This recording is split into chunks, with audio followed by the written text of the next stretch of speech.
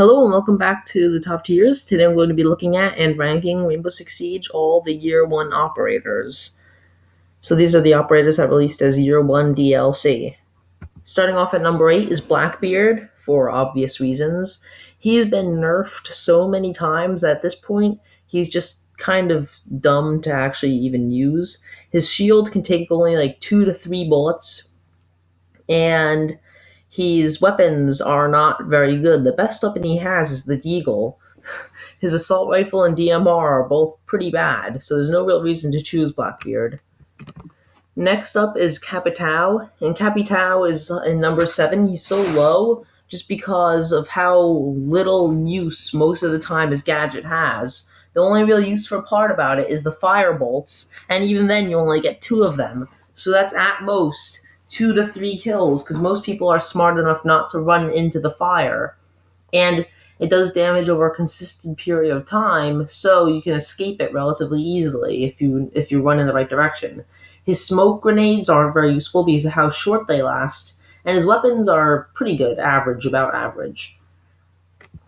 Next up is Cavera. Cavera is in number 6, which may seem pretty odd for some of you guys who Cavera mains, but I put Cavera in number 6 because her gadget, although it is extremely useful, takes time to use, and you can easily get killed during the time it takes to use that gadget.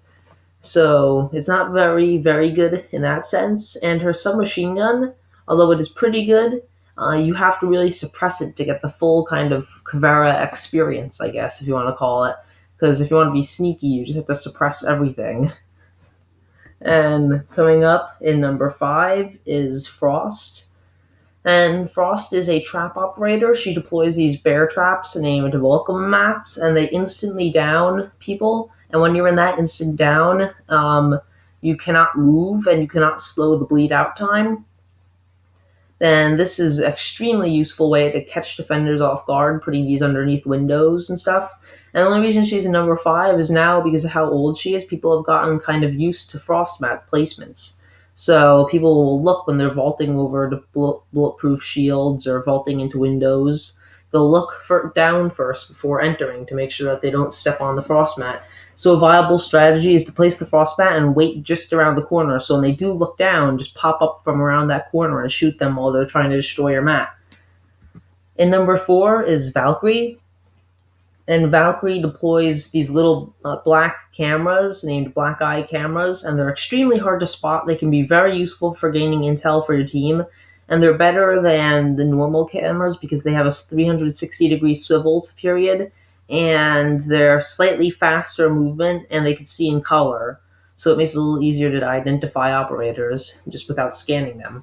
She has some mediocre weapons, slightly, if not slightly bad weapons. The SPOS 12 is good, but the MPX is average. The Deagle is, of course, pretty good, but she's in number 4 because of a really useful gadget and mediocre weapons. Next up is Hibana, and Hibana is a ranged hard breacher, so she's able to shoot out these little projectiles that will detonate when you activate them, causing a small hole. She gets 3 shots of these projectiles, so she can make 3 holes, and she has 2 pretty good guns. The secondary pistol is average, the machine pistol is one of the best in the game, and the assault rifle that she gets, although it only has 20 bullets, which is its main flaw, everything else about it is pretty good. Controllable recoil, decent accuracy. The Supernova shotgun, however, is not very good. Even though it's suppressible, it's just not good at all. In most ways, it fails. It's slow pump time, low damage, low range. Everything about it just isn't that great. Next up is Buck. And Buck is a very good operator, one of the best in the game, some may say. Even at this point in the game, Buck is still extremely good. He has 2 pretty decent weapons, and his secondary is pretty good, but his gadget is an underbarrel semi-automatic shotgun that you can use to breach walls and hatches, and you could also use it as an emergency weapon, dealing a decent amount of damage with a decent accuracy. It's a pretty good secondary shotgun, just in case of an emergency.